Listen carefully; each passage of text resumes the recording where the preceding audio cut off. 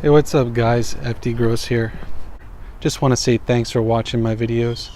Make sure to stay tuned for after the credits, where I have a special announcement to make about the upcoming novel. See you then.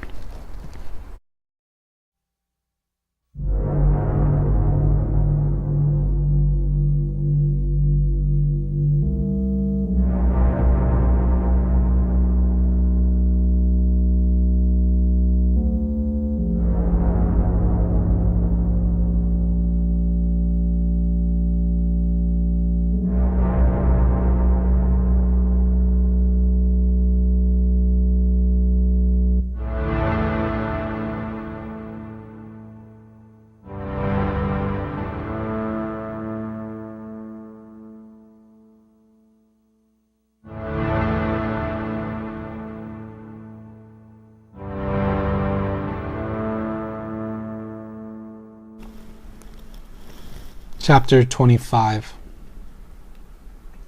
Suffocation. I dare not open my mouth, or the dirt will flow in. I cannot feel my arms or legs, yet I feel something squirming against my face. Anxiety sets in. Am I alive? An experience the feeling where one holds one's breath and one's heartbeat increases. Oxygen is running out. Its nourishing qualities fading. Somewhere inside, somewhere deep, my desire to live lingers. Whether it belongs to me or not, it does not matter. I need to be free. Something is coming, an angel or demon, but my hand breaks through. I exhume myself from broken rocks and pebbles. Flakes of dirt tickle my lungs as I gasp, choking uncontrollably. There is someone else coughing too. I want to open my eyes, but they burn from the heat and smoke. Fire. I know it is all around me. God has judged me, sending me down instead of up, purging the world of sinners and bad fathers. I am left to fend on my own among the suffering and tormented, the wicked and the damned. With forearms and elbows, I drag my body from the dirt, relieved from the relentless force of gravity. Fighting against the sting of opening my eyes, I am able to discern nothing. Everything is a blur. I cannot stand. The ceiling is low. Inching along, desperately I make my way forward, the only direction I can go. To my sides and behind is the unforgiving fire. The sound of coughing becomes louder as I continue, struggling toward something, anything but here. Like a snake slithering from its hole, I exit into a large space, disoriented, confused. Through a fit of coughing, I hear my name called. Could it be? Kronklik! I struggle between breaths. Kronklik! The fading smoke reveals a gray-suited figure, disheveled and bruised, staggering through the glow of orange flame.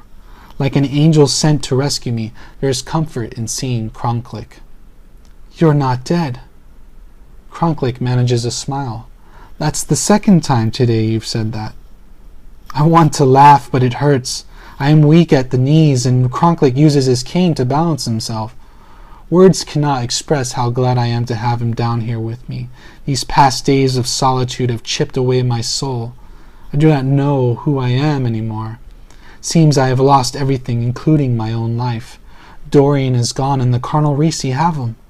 The church I once served is nothing more than a conspiracy. All this time, and I never knew of its corruption. It makes me wonder how far its roots went, or if Nestor was one of them, or even the Archbishop himself. How would I know? Who could tell? I tried to shun the thought of the blanket over my eyes, but it seems my whole existence has been meaningless. My purpose in life, meaningless. Kronklik stares at me, waiting to hear my next plan of action. The look on his face is grave, and I know he is thinking of what I am thinking. There is no way out of here. Everything has collapsed on itself. Iglesian's ruin is our tomb. Awkward silence lingers for a moment. There is the faint sound of breath, and I look around. knowing it is not Kronklik's. "What is that?" I ask, moving past him away from the glowing light of dying flames and closer to the foreboding darkness around us. The breathing is watery and disturbed with wretched coughing. Within the shadows I make out the faint outline of a figure, a man impaled on a stalagmite. It is Bronin.